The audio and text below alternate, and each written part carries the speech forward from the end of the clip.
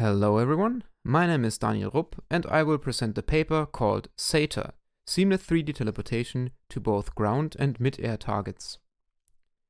For traditional target selection-based teleportation, target points are usually restricted to intersection points of a straight ray or a parabolic arc with the scene's geometry, not allowing users to select mid-air targets in order to observe points of interest on other elevation levels, to get a quick overview of the environment, or to navigate more efficiently around larger obstacles. Most existing mid-air selection techniques use a form of ray cursor, so a straight ray that is emitted in the forward direction of the controller, together with a cursor that moves along the ray. The distance of the cursor along the ray can either be specified by the controller's touchpad or is automatically determined by the system. However, none of them consider navigational requirements like staying at the same elevation level, ground-based movement, or transitions between ground and air or vice versa. The technique from Weisger et al., which we will refer to as elevator, considers these aspects. Their approach requires the selection of a ground point first before moving it into the air. So the accuracy of the final point in the air is dependent on the ground point. Therefore, this twofold approach is less accurate and slower than the ray cursor approach. To combine the advantages of all previously presented interaction paradigms, our work in this paper proposes a combination of the fast and efficient approach of the ray cursor method with the consideration for ground maneuverability similar to the technique proposed by Weisger et al., by following a two-mode paradigm, a ground and an air mode, where the system transitions dynamically between them based on the user's behavior. For the ground mode, we implemented a straight ray and a parabolic arc. In air mode, we used the ray cursor approach from related work with either the joystick or the controller tilt for distance control of the cursor along the ray. With the ray ground tool, the target point is determined by the intersection point of the ray with the ground geometry. If the ray no longer intersects with the ground, the system transitions to air mode, allowing mid-air targets to be selected. While the straight ray is generally less ideal for ground movement, the transition to air mode can be done seamlessly. A parabolic arc, on the other hand, provides greater accuracy than a straight ray and also allows users to jump over small obstacles or onto small adjacent platforms. However, transitioning into the air is less straightforward, as tilting the controller up would still curve the ray towards the ground. Therefore, users have to manually press a button when they want to transition into the air. While this adds complexity, it also allows the user to trigger the ground mode while in the air to select targets on the current elevation level. When in the air, we implemented two distance control mechanisms. With the joystick distance control tool, similar to related work, the depth along the ray can be determined by moving the joystick back and forth. This works simultaneously while aiming. To transition back to the ground, simply slide the preview avatar on top of ground geometry to land on it. After landing, the system automatically switches to the ground mode for further navigation.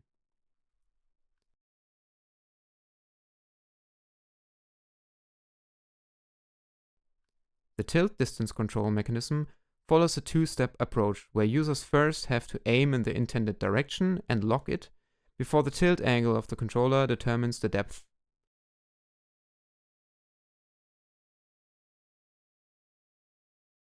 Similar to before, in order to transition back to the ground, users can simply slide the target location on top of standable geometry.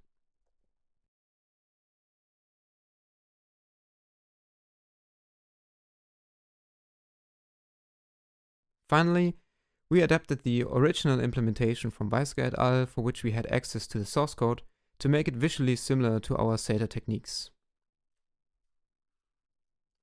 Our research questions and hypotheses can be boiled down to two simple questions. First, will SATER in general outperform the elevator technique?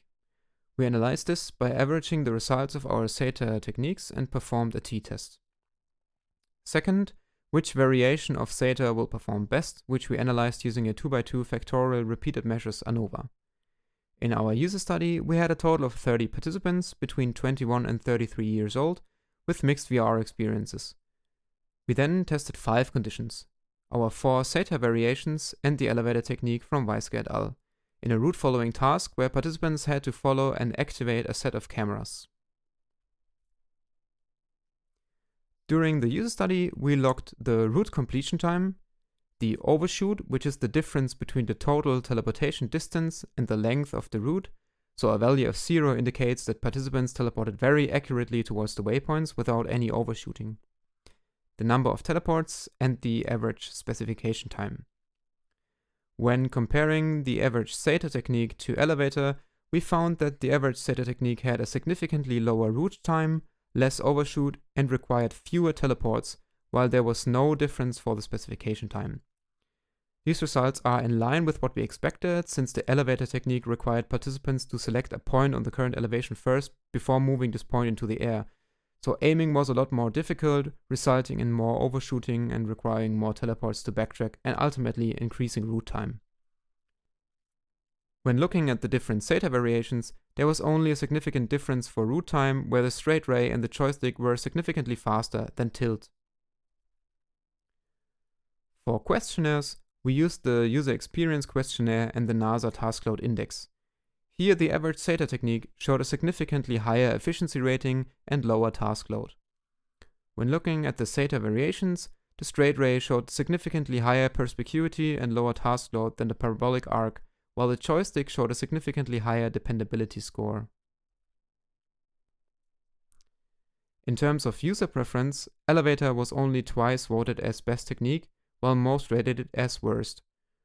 Regarding the SATA variants, we can see a clearer trend towards the straight ray as ground tool, while the preference for the distance control is somewhat even, with straight ray joystick and straight ray tilt conditions being named as best techniques an equal amount of times.